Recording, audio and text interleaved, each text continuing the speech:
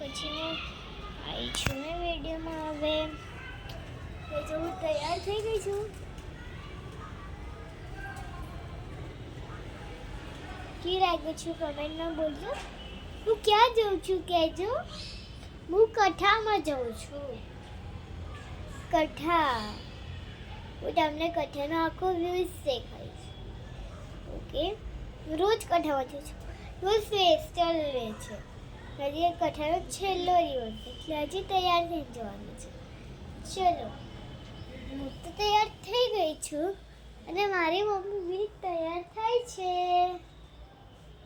તો ચલો, મારા પપ્પા અમને લેવા આવશે મને, પછી અમે જઈશું. તો હવે હું તૈયાર થઉં છું. તૈયાર તો થઈ ગઈ છું. આ મારી લિપસ્ટિક્સ એન્ડ જ્યુસ.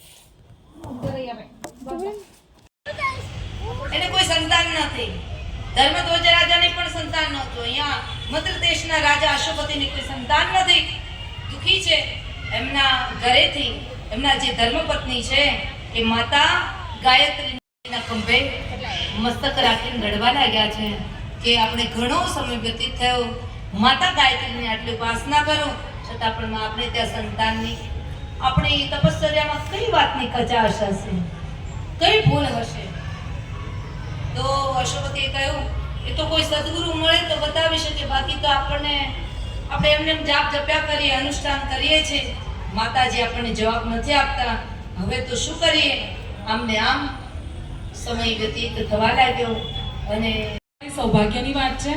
આપણે 31 ડિસેમ્બરથી આજના દિવસ સુધી આ પવિત્ર સ્થાન પર મા ભગવતીની કૃપાથી શ્રીમદ દેવી ભાગવત પુરાણનું અતિ સુંદર, અતિ ભાવભર્યું અને આત્માને સ્પર્શી જાય એવું આયોજન થયું. આ કથા માત્ર આપણે કાનથી સાંભળવાની નથી, આ કથાને હૃદયમાં ઉતારી અને જીવનમાં ઉતારવાની છે. તો આ દિવ્ય કથાના માધ્યમથી